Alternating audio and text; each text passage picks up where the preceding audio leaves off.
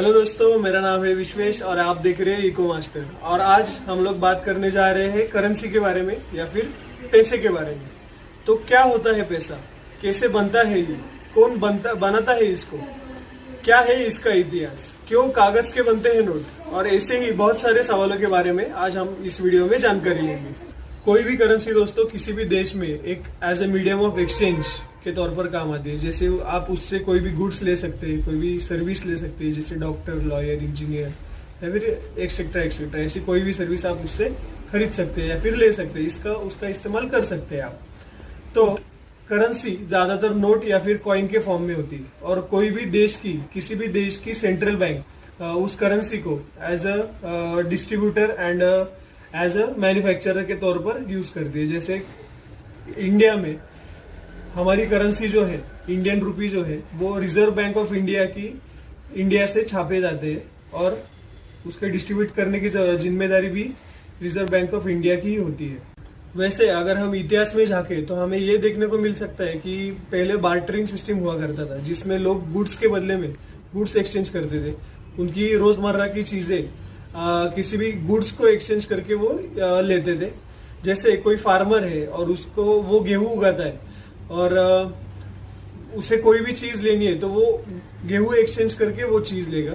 धीरे धीरे कॉइनेज आ गया जिसके अंदर कोई भी राजा है वो अपनी गॉड की या फिर अपनी तस्वीर लगा के कोई भी करेंसी छापता है, जैसे कि कॉइन्स छापता है।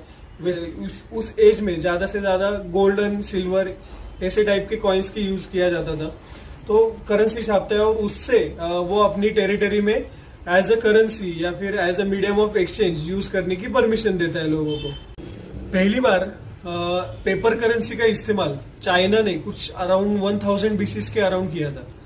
उसके बाद उसके ऊपर बहुत सी कंट्रोवर्सीज आ गई कि पेपर को कैसे एज अ करेंसी यूज करे या फिर कैसे एज अ उसको वैल्यू दे। ऐसी बहुत कंट्रोवर्सीज के बाद दुनिया ने पेपर को एज अ करेंसी एक्सेप्ट कर लिया है और आज लगभग 180 देशों की खुद की अपनी करेंसी है और 66 ऐसे देश है जो अपनी करेंसी भी यूज करते हैं और उसके अलावा as a national currency US dollars को भी यूज करते हैं।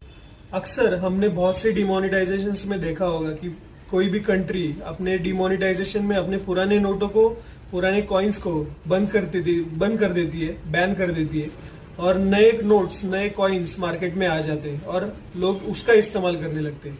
वैसे कंट्री को या फिर सेंट्रल बैंक को नए नोट्स छापने के लिए ज्यादा दिलचस्पी रहती है, क्योंकि उसका जो प्रोडक्शन कॉस्ट जो होता है वो बहुत कम होता है एज कम्पेयर टू कॉइन्स को छापने के लिए। तो कोई भी करेंसी जो है ज्यादा से ज्यादा हम लोग को एज अ नोट्स के फॉर्म में और या फिर पेपर के फॉर्म में हमको देखने को मिल सकती है। और नोट्स को छापने से रिजर्व बैंक ऑफ इंडिया या फिर जो है सेंट्रल बैंक किसी भी देश की, उससे क्या फायदा होता है, तो उसका जो प्रोडक्शन कॉस्ट है वो कम होता है। इसके वजह से कोई भी नोट लॉस हो गई या फिर उसको जल गई, खराब हो गई, कुछ भी हो गई, तो उसका लॉस कम हो जाता है। जैसे कि हम देख सकते हैं इंडिया में कुछ 50 रुपए की जो नोट है वो बनाने के लिए 1.22 रुपीज का खर्चा आता है। 500 रुपीज के नोट को 2.65 रुपीज का खर्चा आता है। 200 रुपीज की नोट को 2.48 रुपीज का खर्चा आता है और 100 रुपीज की नोट को 1.51 रुपीज का खर्चा आता है। तो इतने चीप रेट में हमारी जो नोट्स है जो हम आजकल यूज करते हैं वो बनते हैं। तो वैसे तो देखा जाए अगर कोई भी नोट खराब हो गई या फिर जल गई तो इंडियन गवर्नमेंट या फिर रिजर्व बैंक ऑफ इंडिया जो है उनको लॉस 1.5 किसी और रेट्स में आ जाएगा।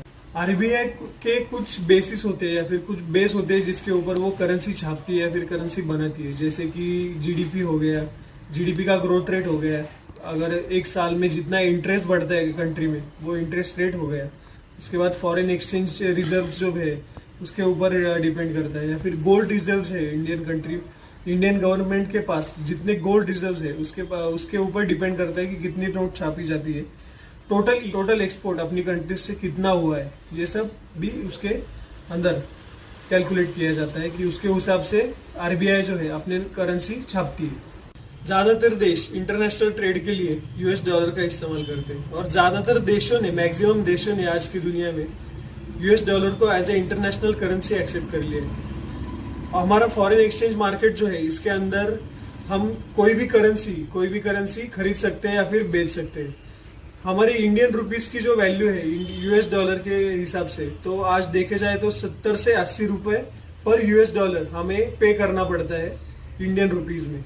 कोई भी करेंसी की वैल्यू जो है वो बहुत से इंटरनेशनल चीज़ों के ऊपर डिपेंड करती है, जैसे उस कंट्री का इंपोर्ट एक्सपोर्ट हो गया, या फिर फॉरेन डायरेक्ट इन्वेस्टमेंट हो गया, उस कंट्री का जीडीपी हो गया, फेडरल रिजर्व्स हो गए, एक्सेट्रा एक्सेट्रा। ऐसे बहुत सी चीज़ों के ऊपर कोई भी कंट्री का जो वैल्यू है इंटरनेशनल मार्केट में या फिर फॉरेन एक्सचेंज मार्केट में, वो डिपेंड किया जाता है।